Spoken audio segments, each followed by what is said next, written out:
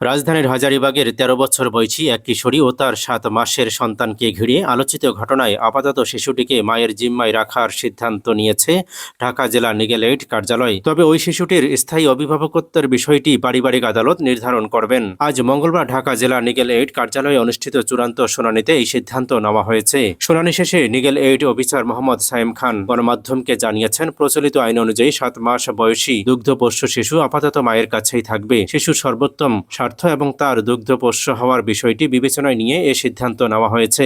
তবে স্থায়ী অভিভাবকত্বের বিষয়টি পারিবারিক আদালতে নিষ্পত্তি হবে। তিনি আরও জানিয়েছেন, অভিযুক্ত শাকিল মিয়া শিশুর অভিভাবকত্ব বিষয়ে পারিবারিক আদালতে গার্ডিয়ানশিপ মামলা করেছেন।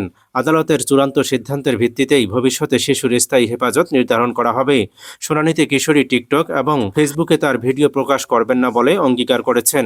শিশুর লালন পালনে মনোযোগ দেওয়ারও প্রতিশ্রুতি দিয়েছেন ওই কিশোরী মা।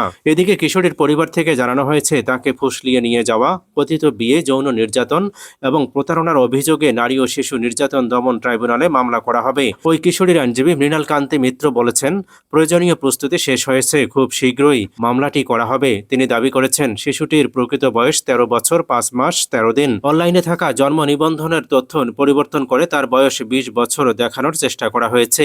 এছাড়াও স্টাম্প বা নোটারির মাধ্যমে তৈরি করা কাগজ বৈধ বিয়ের দলিল হিসেবে উপস্থাপন করা হলেও আইন অনুযায়ী এর কোনো বৈধতাই নেই। অন্যদিকে অভিযুক্ত পক্ষের দাবি, কিশোরীর বয়স ২০ বছর ছিল, তাদের কাছে এ বিষয়ে প্রয়োজনীয় কাগজপত্র রয়েছে এবং পারিবারিক আদালতে তারা ন্যায় বিচার পাবেন বলে আশা করছেন।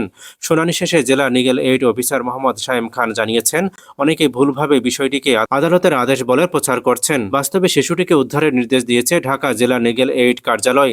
২০২৫ সালের সংশোধনী আইনের আওতায় প্রতিকূল পরিস্থিতিতে থাকা শিশুটিকে উদ্ধারের ক্ষমতা জেলা লিগ্যাল এইড অফিসারকে দেওয়া হয়েছে। সেই ক্ষমতা প্রয়োগ করেই চকবাজার থানাকে নির্দেশ দেওয়া হয়েছিল।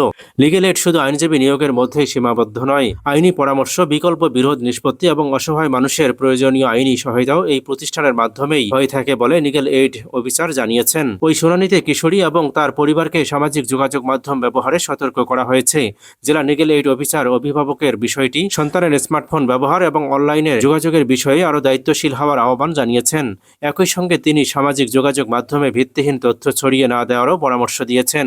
আলোচিত এই ঘটনায় শিশুর হেফাজত, কথিত বিয়ের বৈধতা, কিশোরের প্রকৃত বয়স এবং ফৌজদারি অভিযোগে সবগুলো বিষয় এখন পৃথক আইনি প্রক্রিয়ায় নিষ্পত্তির অপেক্ষায় রয়েছে। উল্লেখ্য, রাজধানীর হাজারীবাগের এই কিশোরীটিকে নিয়ে কয়েকদিন ধরে দেশ জুড়ে আলোচনা চলছে। অভিযোগ রয়েছে, সপ্তম শ্রেণীতে পড়ার সময় টিকটকের মাধ্যমে শাকিল মিয়া নামের এক যুবকের সঙ্গে তার পরিচয় হয়। পরে তাকে ফুসলিয়ে নিয়ে রোটারির মাধ্যমে কথিত বিয়ের কাগজপত্র তৈরি করা হয়। ওই কিশোরীর পরিবারের দাবি, কোনো বৈধ কাবিন করা হয়নি। পরবর্তীতে কিশোরী একটি সন্তানের জন্ম দেন। পরে কিশোরীটিকে তার কাছ থেকে আলাদা করে রাখা হলে চলতি বছরের ২০ মে ঢাকা জেলা লিগ্যাল এইড কার্যালয়ে আবেদন করা হয়। লিগ্যাল এইডের নির্দেশে গত ২৮ জুলাই চকবাজার থানা পুলিশ শিশুটিকে উদ্ধার করে মায়ের কাছে ফিরিয়ে দিয়েছে।